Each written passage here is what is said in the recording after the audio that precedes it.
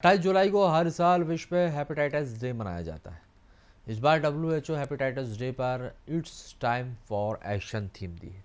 भोपाल के गैस्ट्रो इंट्रोलॉजिस्टिक डॉक्टर संजय कुमार ने बताया कि हेपेटाइटिस वायरस जनित रोग है और रोग से बचने के लिए सुरक्षा ही मात्र उपाय है। तो इस वर्ष 28 जुलाई को हर वर्ष की तरह वर्ल्ड हेपेटाइटिस डे मनाया जाएगा। हेपेटाइटिस वो बीमारी है जिसमें लिवर पर सूजन हो जाती है, इन्फ्लेमेशन हो जाता है। ये बहुत से वायरस से होता है, hepatitis A, B, C, D, E। तो हेपेटाइटिस B और C के बारे में हम लोगों को ज़्यादा जागरूक करना चाहते हैं, क्योंकि ये दो वायरस हैं जो शरीर में घर कर जाते हैं और लिवर को ख़राब करते हैं, यानी लिवर सिरोसिस और लिवर कैंसर करते हैं। हालांकि अन्य वायरस जैसे हेपेटाइटिस A का भी महत्व बहुत है और इन दोनों दोबारा से बढ़ रहा है।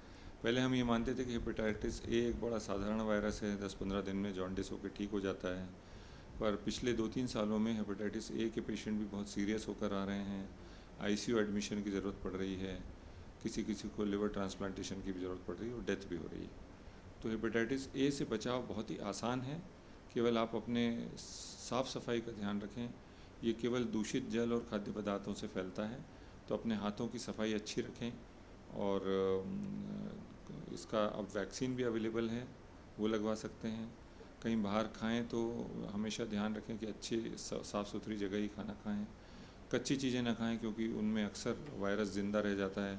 जो चीज़ पक जाती है, गर्म हो जाती है, उनमें वायरस ख़त्म हो जाता है। तो हेपेटाइटिस A और E से बचने के लिए साधारण प्रिकॉशन काफ़ी होते हैं, लेकिन B और C से बचने के लिए ये ध्यान रखना होता है कि हमको ये ब्लड के ज़रिए फैलता है और असुरक्षित यौन संबंधों से फैलता है, तो इन चीज़ों का ध्यान रखा जाता है।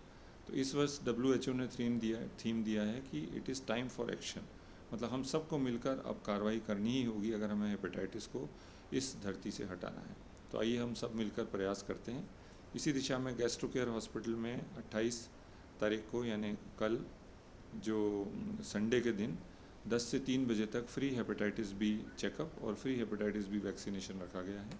और हेपेटाइटिस A के वैक्सीन भी बहुत कम दामों पे उपलब्ध रहेंगे, जो लोगों को लगाए जाएंगे।